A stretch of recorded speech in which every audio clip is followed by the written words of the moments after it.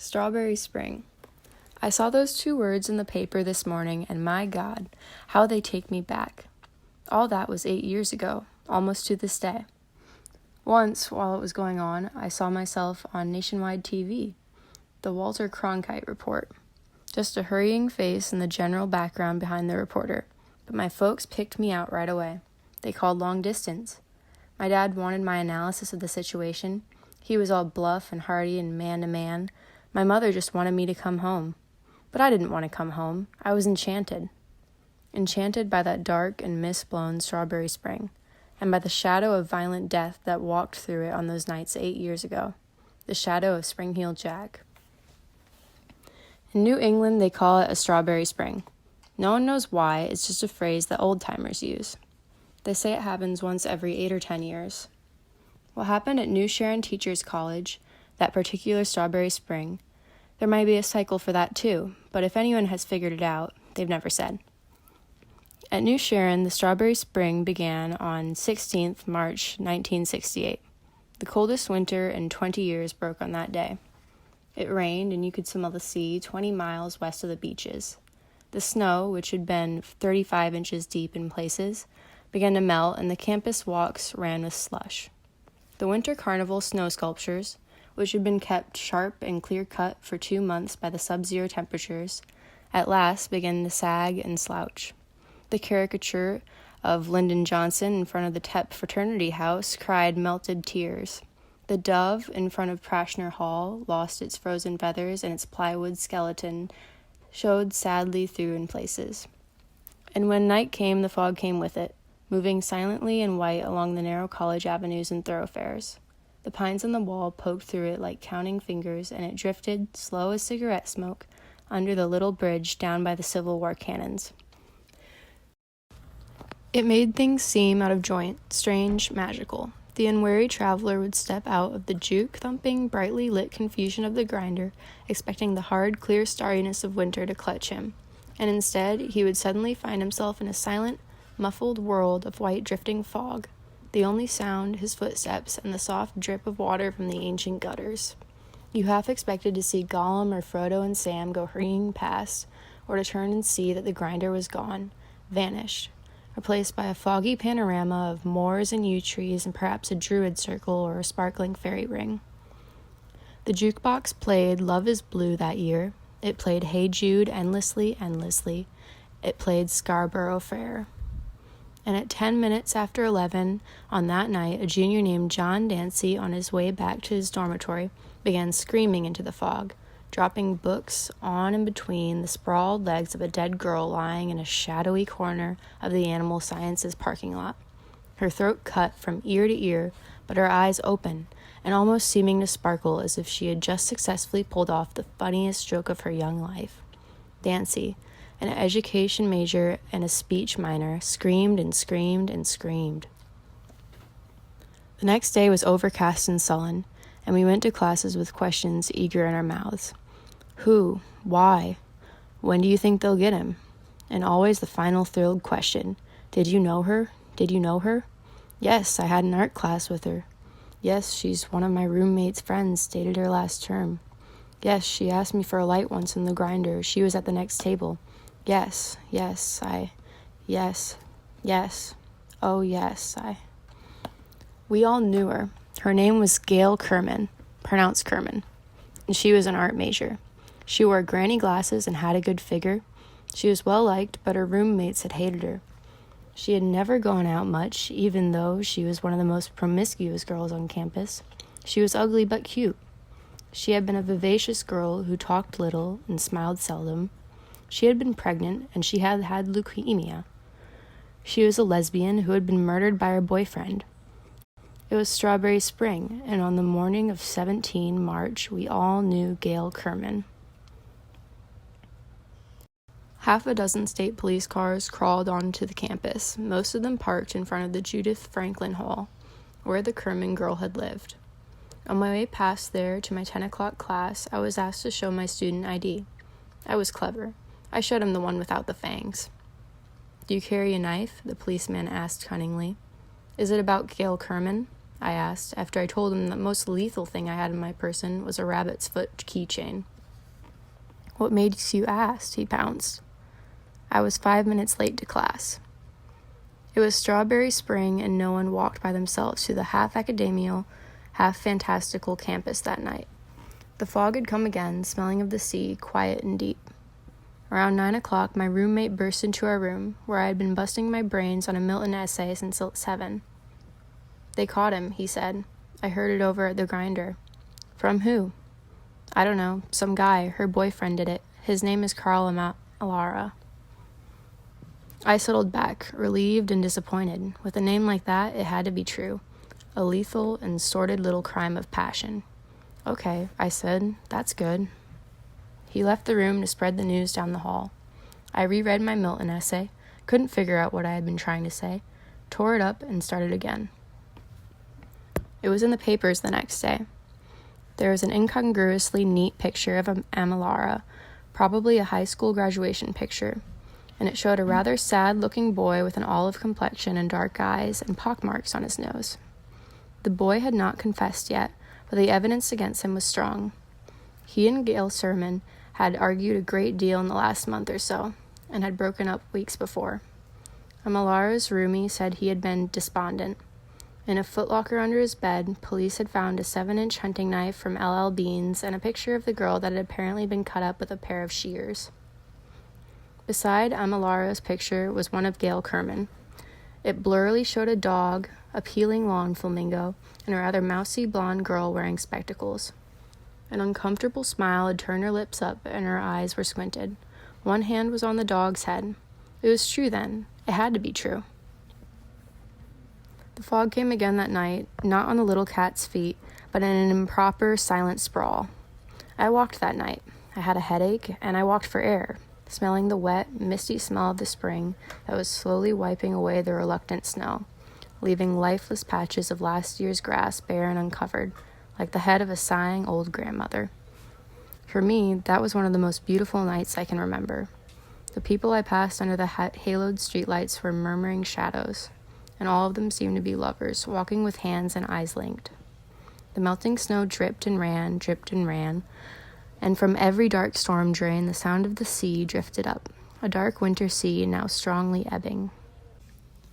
I walked until nearly midnight, until I was thoroughly mildewed, and I passed many shadows, heard many footfalls, clicking dreamily off down the winding paths.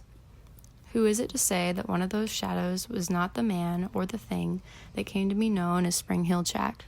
Not I, for I passed many shadows, but in the fog I saw no faces. The next morning the clamor in the hall woke me. I blundered out to see who had been drafted, combing my hair with both hands and running the fuzzy caterpillar that had craftily replaced my tongue across the dry roof of my mouth. He got another one, someone said to me, his face pallid with excitement. They had to let him go. Who go? Amalara, someone else said gleefully. He was sitting in jail when it happened. When what happened? I asked patiently. Sooner or later I would get it. I was sure of that. The guy killed somebody else last night. Now they're hunting all over for it. For what? The pallid face wavered in front of me again. Her head. Whoever killed her took her head with him. New Sharon isn't a big school, and was even a smaller school then. The kind of institution with the public relations people chummily referred to as a community college. And it really was like a small community, at least in those days. Between you and your friends, you probably had at least a nodding acquaintance with everybody else and their friends. Gail Kerman had been the type of girl you just nodded to, thinking vaguely that you had seen her around. We all knew Anne Bray. She had been the first runner-up in the Miss New England pageant the year before. Her talent performance consisted of twirling a flaming baton to the tune of, "Hey, look at me." She was brainy, too. Until the time of her death, she had been the editor of the school newspaper, a once-weekly rag with a lot of political cartoons and bombastic letters. A member of the Student Dramatic Society and a president of the National Service Sorority. New Sharon Branch. In the hot, fierce bubblings of my freshman youth, I had submitted a column idea to the paper and asked for a date, turned down both on both counts. And now she was dead, worse than dead. I walked to my afternoon class like everyone else, nodding to people I knew and saying hi with a little more force than usual, as if that would make up for the close way I studied their faces, which was the same way they were studying mine. There was someone dark among us, as dark as the paths which twisted across the mall or wound among the 100-year-old oaks on the quad in the back of the gymnasium. As dark as the hulking Civil War cannons seen through the drifting membrane of fog. We looked into each other's faces and tried to read the darkness behind one of them. This time, the police arrested no one. The Blue Beetles patrolled the campus ceaselessly on the foggy spring nights of the 18th, 19th, and 20th, and spotlights stabbed into dark nooks and crannies with erratic eagerness. The administration imposed a mandatory 9 o'clock curfew. A foolhardy couple discovered necking in the landscape bushes north of the Tate Alumni Building were taken to the New Sharon police station and grilled unmercifully for 3 hours. There was a hysterical false alarm on the 20th when a boy was found unconscious in the same parking lot where the body of Gail Kerman had been found. A gibbering campus cop loaded him into the back of his cruiser and put a map on the county over his face without bothering to hunt for a pulse, and started towards the local hospital, the siren wailing across the deserted campus like a seminar of banshees. Halfway there, the corpse in the back seat had risen and asked hollowly, "Where the hell am I?" The cop shrieked and ran off the road. The corpse turned out to be an undergrad named Donald Morris, who had been in bed the last 2 days with a pretty lively case of flu. Was it Asian last year? I can't remember. Anyway, he fainted in the parking lot on his way to the grinder for a bowl of soup and some toast. The days continued warm and overcast. People clustered in small groups that had a tendency to break up and reform with surprising speed. Looking at the same set of faces for too long gave you funny ideas about some of them, and the speed with which the rumors swept from one end of the campus to the other began to approach the speed of light. A well-liked history professor had overheard laughing and weeping down by the small bridge. Gail Kerman had left a cryptic 2-word message written in her own blood on the black top of the Animal Sciences parking lot. Both murders were actually political crimes, ritual murders that had been performed by an offshoot of the SDS to protest the war. This was really laughable. The New Sharon SDS had 7 members. One fair-sized offshoot would have bankrupted the whole organization. This fact brought an even more sinister embellishment from the campus right-wingers, outside agitators. So during those queer, warm days, we all kept our eyes peeled for them. The press, always fickle, ignored the strong resemblance our murderer bore to Jack the Ripper and dug further back, all the way to 1819. Anne Bray had been found on a soggy patch of some ground 12 feet from the nearest sidewalk, and yet there were no footprints, not even her own. An enterprising New Hampshire newsman with a passion for the arcane christened the killer Spring-Heel Jack, after the infamous Dr. John Hawkins of Bristol, who did 5 of his wives to death with odd pharmaceutical knickknacks, and the name, probably because of that soggy yet unmarked ground, stuck. On the 21st, it rained again, and the mall and quadrangle became quagmires. The police announced that they were assaulting plainclothes detectives, men and women about, and took half the police cars off duty. The campus newspaper published a strongly indignant, if slightly incoherent, editorial protesting this. The upshot of it seemed to be that with all sorts of cops masquerading as students, it would be impossible to tell a real outside agitator from a false one. Twilight came and the fog came with it, drifting up the tree-lined avenue slowly, almost thoughtfully, blotting out the buildings one by one. It was soft, insubstantial stuff, but somehow implacable and frightening. Spring-Heel Jack was a man, no one seemed to doubt that, but the fog was his accomplice and it was female, or so it seemed to me. It was as if our little school was caught between them, squeezed in some crazy lover's embrace, part of a marriage that had been consummated in blood. I sat and smoked and watched the lights come on in the growing darkness and wondered if it was all over. My roommate came in and shut the door quietly behind him. "It's going to snow soon," he said. I turned around and looked at him. "Does the radio say that?" "No," he said. "Who needs a weatherman? Have you ever heard of Strawberry Spring?" Maybe, I said, a long time ago. Something grandmothers talk about, isn't it? He stood beside me, looking out at the creeping dark. Strawberry spring is like Indian summer, he said, only much more rare. You get a good Indian summer in this part of the country once every 2 or 3 years. A spell of weather like we've been having is supposed to come only every 8 or 10. It's a false spring, a lying spring, like Indian summer is a false summer. My own grandmother used to say strawberry spring means the worst norther of the winter is still on the way, and the longer this lasts, the harder the storm. Folk tales, I said. Never believe a word. I looked at him. But I'm nervous. Are you? He smiled benevolently and stole one of my cigarettes from the open pack on the window ledge. I suspect everyone but me, and thee, he said, and the smile faded a little. And sometimes I wonder about thee. Want to go over the Union and shoot some 8-ball? I'll spot you 10. Trig prelim next week. I'm going to settle down with a magic marker and a hot pile of notes.